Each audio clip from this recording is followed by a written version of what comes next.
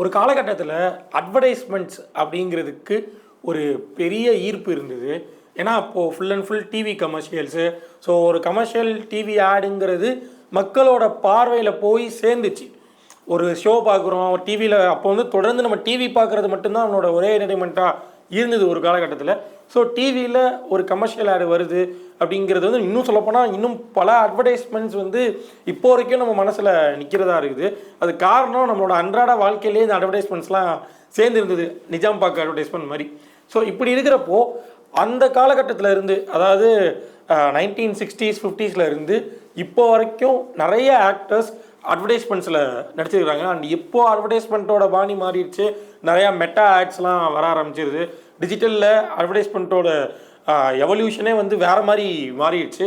So இப்போ corporate advertisement எல்லாமே வேறு மாதிரியாக ரொம்ப பிரம்மாண்டமாக எடுக்க ஆரம்பிச்சிட்டாங்க. இப்படி இருக்கிறப்போ தமிழ் சினிமாவில் இருக்கிற கோலிவுட் ஸ்டார்ஸ் நடித்த அட்வர்டைஸ்மெண்ட்ஸ் பற்றி பேசலான்னு தோணுச்சு. ஸோ அதோட விளைவு தான் இந்த வீடியோ. இதில் 1960s 50s இப்போ வரைக்கும் இருக்கிற ஸ்டார்ஸ் நடித்த அட்வர்டைஸ்மெண்ட்ஸ் பற்றி தான் பேச போகிறோம். இந்த வீடியோவில் நம்ம பார்க்க போகிற முதல் ஸ்டார் மறைந்த முன்னாள் முதலமைச்சர் புரட்சி தலைவர் எம்ஜிஆர். எஸ், அவர் கமர்ஷியல் ஃபிலிம்ஸில் எதுலேயுமே நடித்ததில்லை, அதாவது அட்வர்டைஸ்மெண்ட்ஸில் நடித்ததில்லை. ஆனால் ஒரு மாடலாக அவர் ஃபோட்டோ கொடுத்ததா ஒரு செய்தி இருக்குது. லக்ஸ் சோப் விளம்பரத்துக்கு எம்ஜிஆர் வந்து அவர் ஒரு ஃபோட்டோ கொடுத்ததா ஒரு செய்தி இருக்குது.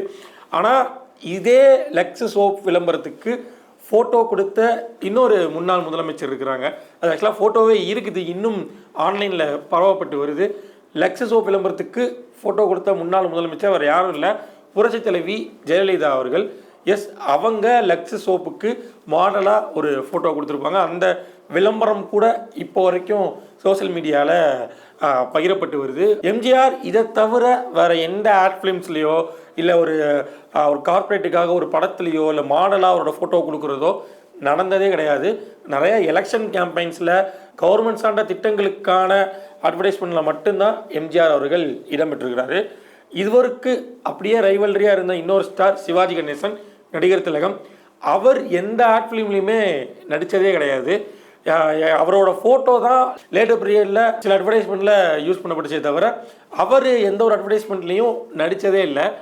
அதுக்கப்புறமா ஜெமினி கணேசனோ இல்லை வேறு யாருமே வந்து பெருசாக அட்வர்டைஸ்மெண்ட்டுன்னு நடித்த மாதிரி ஒரு பெரிய எஸ்டாப்ளிஷ்மெண்ட் எங்கேயும் இல்லை.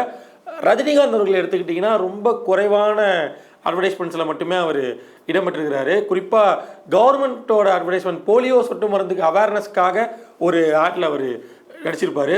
அதுக்கடுத்து அப்படியே 90s வளர்ந்த ஸ்டார்ஸுக்கு வந்தால் அஜித் அவர்கள் படம் நடிக்கிறதுக்கு முன்னாடியே ஒரு அட்வர்டைஸ்மெண்ட் நடிச்சிருப்பார். அந்த பாட்டு கூட பயங்கர ஃபேமஸ், மியாமி குஷைன் செப்பல்ஸ். பாரு பாரு மியாமி குஷன்ஸ் பாரு, காலுக்கு என்ன சொகுசு பாரு. பாரு பாரு மியாமி குஷன்ஸ் பாரு, காலுக்கு என்ன சொகுசு பாரு. அந்த செப்பல் விளம்பரத்தில் அஜித் நடிச்சிருப்பார். அதுக்கப்புறமா அவர் ரொம்ப குறைவான அட்வர்டைஸ்மெண்ட்ஸில் மட்டுமே நடிச்சிருக்காரு. குறிப்பாக நெஸ்கவே சன்ரைஸ் விளம்பரத்தில் ஒரு நடிச்சிருப்பார்.